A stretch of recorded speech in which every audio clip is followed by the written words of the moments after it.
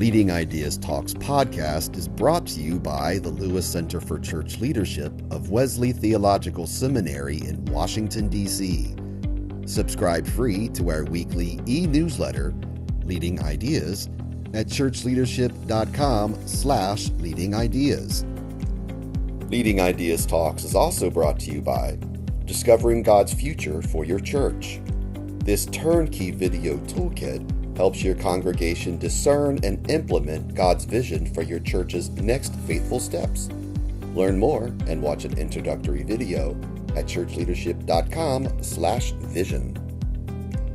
And remember, to stay up to date with the latest church leadership strategies and information, please like and subscribe to this channel and click the bell icon to get updates for new videos. How can bivocational ministers and the congregations they serve thrive?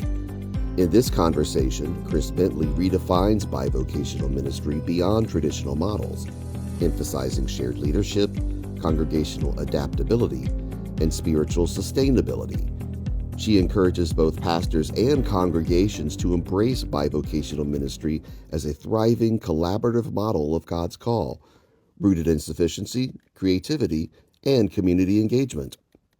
Welcome to Leading Ideas Talks, a podcast featuring thought leaders and innovative practitioners. I am Jessica Anschutz, the interim director of the Lewis Center for Church Leadership, and I am your host for this Leading Ideas Talk. Joining me is Kris Bentley, author of Bivocational Ministry, Field Notes for Congregations and Ministers. She's also the project director of Lexington Theological Seminary's Bivocational Ministry Research Project and an ordained minister in the Christian Church Disciples of Christ. Thank you, Kris, for joining me today to talk about bivocational ministry. Thanks. I'm really happy to be here, Jessica. As we start off, Kris, I want to invite you to give a little bit of an insight into your book for our listeners and how you came to write your book. Okay, thanks. The book, I worked on the book a lot into 2024. And this particular book came out of a conversation about what might be helpful to congregations. So it's a really congregation and minister focused book. Probably what led me to write it was just when I began doing the research project in 2014 at LTS, and just all the things I've been learning through various conversations and surveys. So they are a big part of this book. I mean, the bulk of the book is all the conversations and stories. But the fact that it became a congregational resource is really what came out of that conversation in late 2023. I think it's a great resource, and we're seeing increasing numbers, as you know, of bivocational ministers. And you acknowledge in the book that your definition of bivocational ministry has changed over time. What is bivocational ministry? We spent some time at the beginning of the research project kind of getting different people's views of what they thought bivocational ministry was.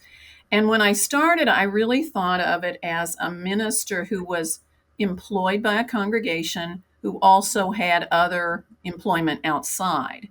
But as time went on, I realized that, and mostly through conversations with some African American pastors, that some of the people who saw themselves as bivocational ministers and who actually I considered bivocational weren't actually paid by their congregation. So I had to kind of rethink the congregation part, really. And so for me, it's really about the employment outside of the congregation, that they're employed, paid work outside of the congregation that allows them to be the person who is leading or on a ministry staff in a congregation. So given that, give us a little bit of a picture of who bivocationals are. What are some of the other things that they're doing out in the world? Well, I mean, I kind of created a little chart in the book to help me sort through this. And I do think that, you have some ministers who are working 40 hours, they're contracted and paid to work for 40 hours a week in a congregation, but they may have some kind of a side hustle going. They may have they may be freelancing in some way or have part-time employment or do some contracted employment. That's one group. Then another group would be that they're engaged in working with the congregation probably 30 hours or fewer hours a week. And then outside of the church, they have either a full-time or a part-time job.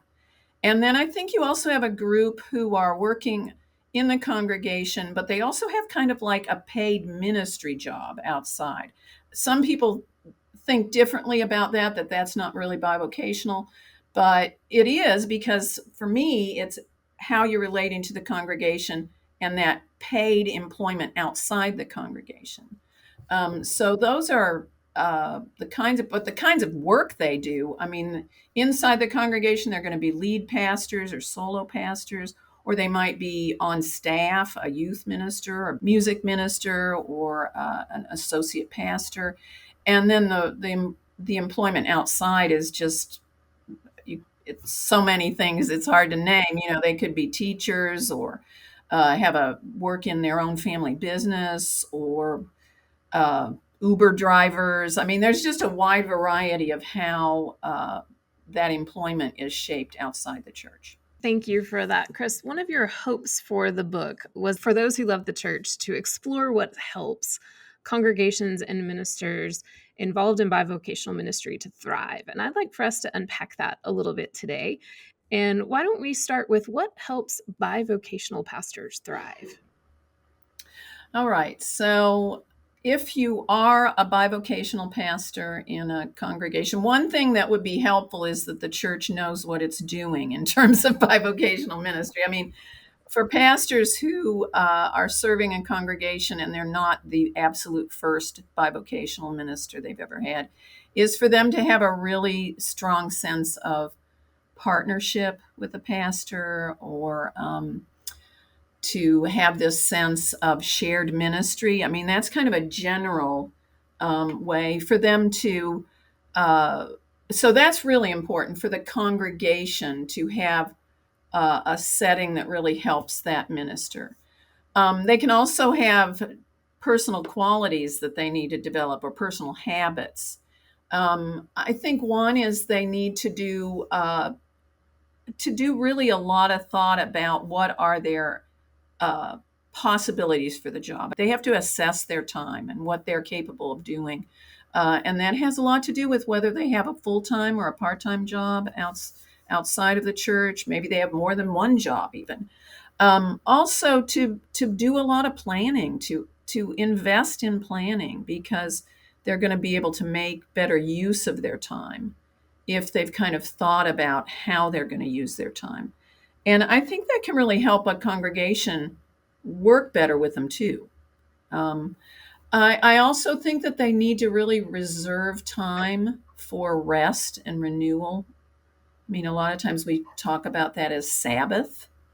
I think it needs to be creative Sabbath for bivocational ministers, because they're not just balancing how they're working with the congregation, but also their other employer.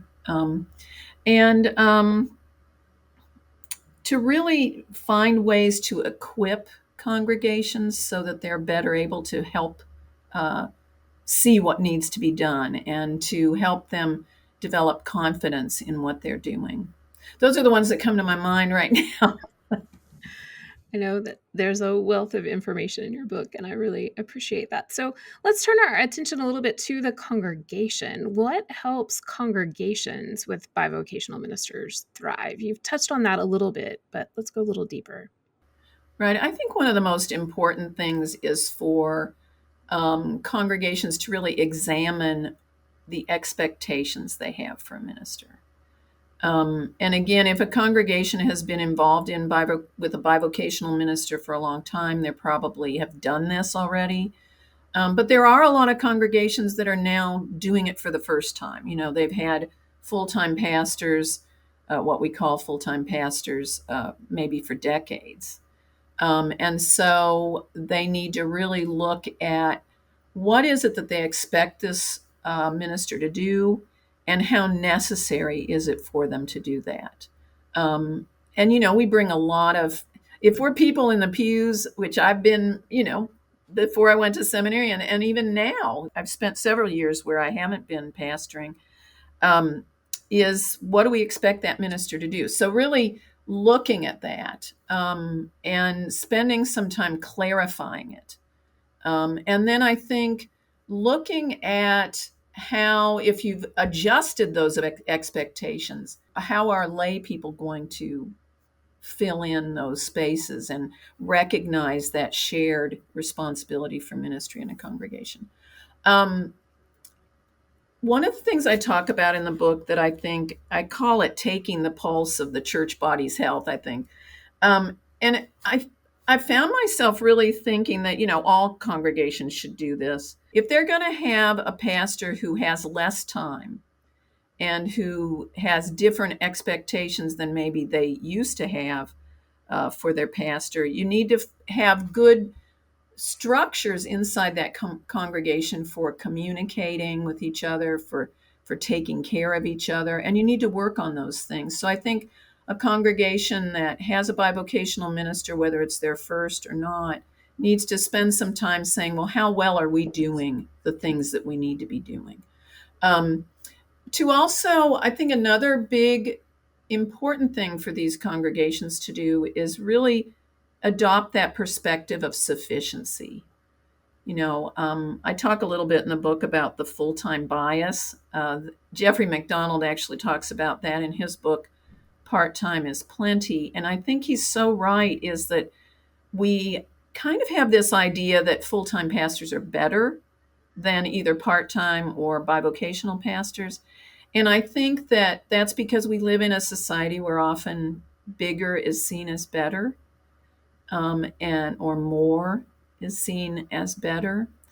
And so you need to look at what you have and see it as sufficient for what God is calling you to do, instead of focusing on, if we only had this or if we only had that. I think that's really important to do, to adopt practices of sufficiency and also that perspective, that attitude. And then I think another thing that's really important is to let your gratitude for the minister really show, to really find ways of letting that person know we appreciate what you do for us, and we understand that it's not your only call or your only work, and to find ways of really supporting and expressing gratitude for that pastor.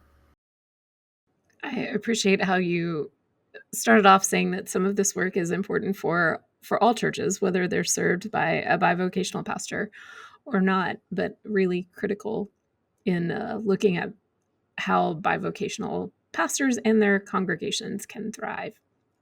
So you just mentioned full-time bias, and I have encountered that as someone who served multiple congregations, which were in many times in cases where they were going from a full-time pastor to what they perceived to be a part-time pastor because it was a shared ministry context. What have you seen that can help church leaders overcome the full-time bias? Well, it's one of the reasons why I put so many stories in the book. I think the first thing is, for people who have been seduced by the full-time bias, a lot of times it's because they just haven't seen how successful churches with bivocational pastors or part-time pastors can be. They're in so many different places serving their communities. And so I wanted to share stories. So I think some of it is to help church leaders understand and hear the stories of people who are doing things differently.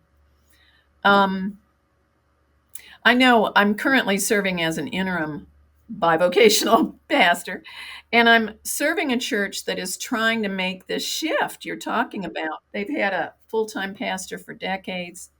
Now they're exploring having a part-time pastor or a bivocational pastor. And I remember in a meeting we were talking, and one of the leaders said, well, I think as we look for our next pastor, we could call them and have them begin as part-time, but as our ministry grows, we could move them into full-time.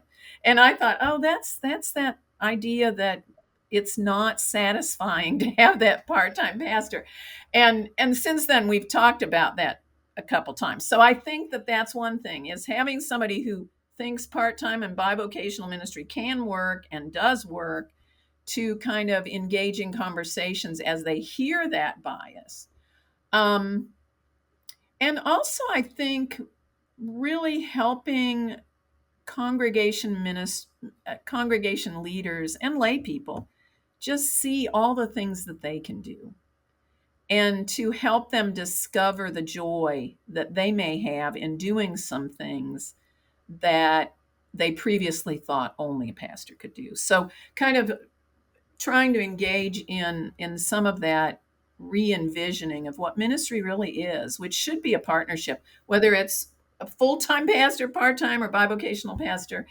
We all should be engaged in ministry together. You don't hire a minister to do the church's ministry for them. Right. To be equipping and leading.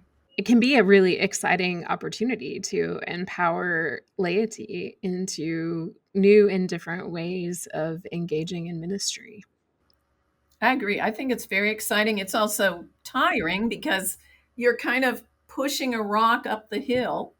But when several people get behind that rock, it might be a little bit easier to push it. There you go. Cultural shifts like this are challenging on many levels.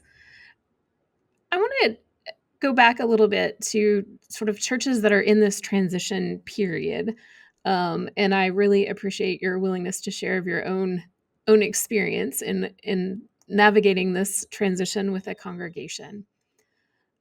What have you learned from your experience in doing this work that may be helpful for others who are either in congregations that are anticipating that shift, or who are pastors going into serve these congregations? Yeah, I think one of the things I've learned about myself, and I heard it reflected in different conversations with ministers, is sometimes we have to be willing to accept that we can only do so much. I mean, if you've gone to seminary, or you've been involved in theological education, or you've recently done some continuing education, and you're all pumped up and excited about what you can do as a minister, sometimes we do too much. We have a great idea, and so we are excited about it and we pursue it because we think of it as more than an idea. It's ministry. It's how we're serving God. And I think we have to step back and say sometimes, it's better if I allow them to do it. It's better if I can share some insights, but let them pick up the ball and do it. I think that is crucially important. And it's been a struggle for me, I think, off and on through my ministry career. We just finished Holy Week. And I know that one of the things I tried to intentionally do in this congregation is help them re-envision what Holy Week could look like when you don't have a minister who can do several nighttime services, a sunrise,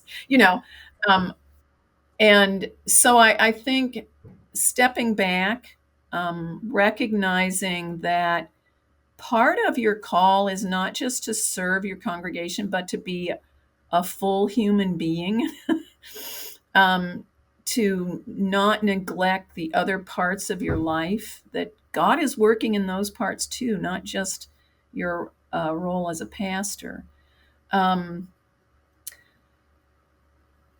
gosh, I think I've forgotten what the question was. It was about sort of how pastors can make that shift, or how congregations need to make that shift from full-time to bivocational. Right. And I think I was mainly thinking of that from the pastor's position. What I guess I was saying was that recognizing that you can't do everything and that some ministry isn't going to be done. To see also that you need to allow yourself to partner, allow yourself to spend time with other ministers, and to maybe partner with other congregations. I mean, there were a couple different ministers I spoke to who talked about the ways they were partnering with other congregations in their local area to do some things that they used to try to do alone. So I think that that's another thing. I think also to develop some plan Bs. I heard a lot of ministers talk about plan Bs that they would develop. Like if let's say they're a high school teacher and they knew that there were going to be times when someone would call them when they were in school and in class. Maybe they couldn't even answer their phone.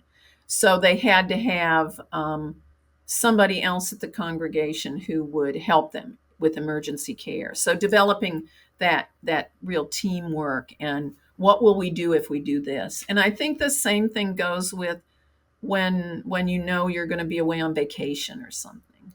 I personally think too many of us ministers, I've heard too many stories of people leaving their vacation because an emergency came up. And I think it's really important for bivocational ministers to make those plans so they don't have to do that they don't feel that they have to do it.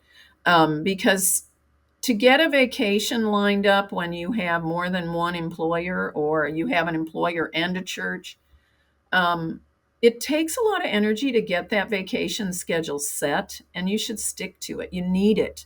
Your family, if you're going on a family vacation, they need time with you. You just need to value that as much as the time you do work, and to help your congregation see that that's important, because it replenishes your energy as a pastor, but it also allows you to be more creative for them. I think that's another important thing to do.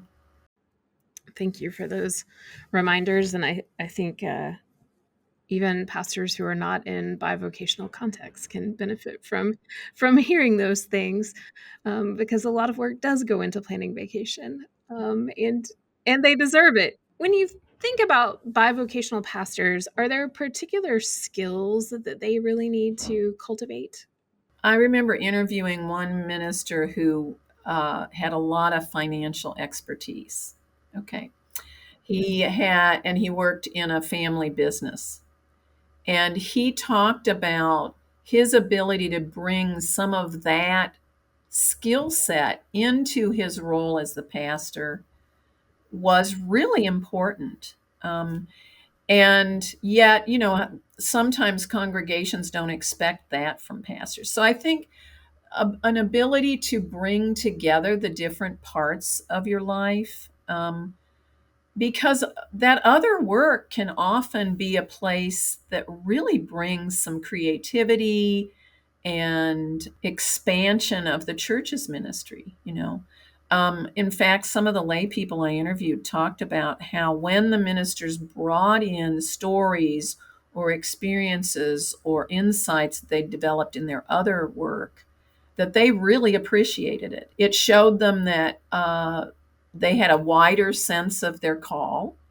And it also helped them connect more with I guess the lay people thought it helped them be more visible as a person who had real world experience. So I think that's an important thing, is to be able to see not your other work and your work in the church as competing, or as taking away from each other, but as things that can pull them together. And of course, saying that, you still have to balance things.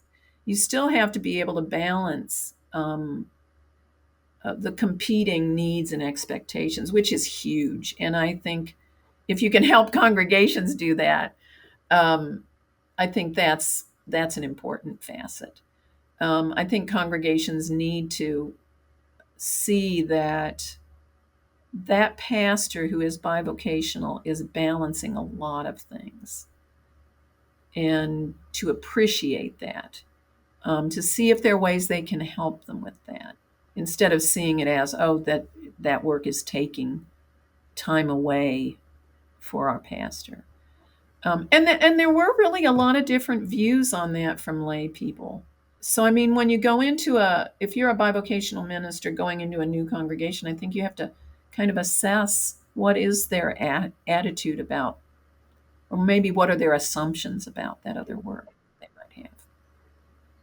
And also probably what are their expectations, what's important to them in their relationship with the pastor. I love how you highlighted the integration of the beyond the church experience with the church experience. And I would imagine that a pastor sharing in that way could really help laity make connections between their faith and their work experience and their sort of life beyond the church.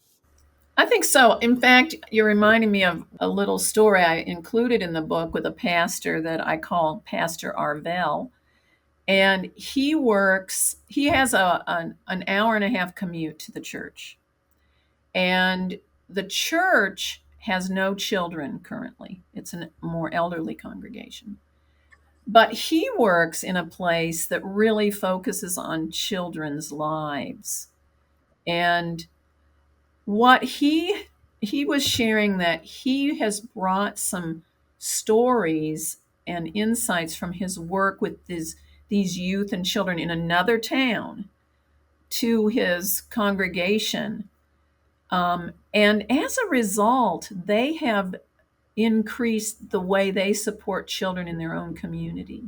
And I love that story because I think a lot of times churches think, oh, we don't have any children.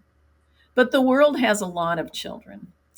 And if we can be congregations that doesn't focus so much on whether our own children are there, but ways that we can help children in the community where we serve, I think that would be a gift all the way around. It would be a gift to the congregation to see themselves doing that, and also a gift to the community served. And the fact that he was bringing that in from another community, from a kind of work that's really different from what he does with his congregation, I thought that was a tremendous delight all the way around when I heard that story. It's a great example and a wonderful testimony to the possibilities for ministry as we seek to build these bridges with our communities in different ways. Kris, I want to highlight again for our listeners that your book is Bivocational Ministry, Field Notes for Congregations and Ministers. I have really enjoyed our conversation today. Unfortunately, our time is rapidly drawing to a close. But I want to give you the opportunity to share what your hope is for bivocational ministry. Oh, I probably have more than one hope. One is I do hope that more people see what it is already doing, that it is everywhere. I mean, that it is a significant part of the ministerial congregation. And also to begin hearing more stories respecting the ministry and being more willing to really engage in it in a positive way if it comes to your congregation and you're unfamiliar with it. And for those who have been involved in bivocational ministry for a long time, I hope that they do feel heard and respected more as we move into the future. Because even though I think it's already a significant part of the ministerial landscape, I do think it's going to be seen more and more in the future. Great. Thank you so much, Kris, for taking the time to join me today. Thank you, Jessica. Thanks for joining us for Leading Ideas Talks. Please like and subscribe to this channel and click the bell icon to get updates for new videos.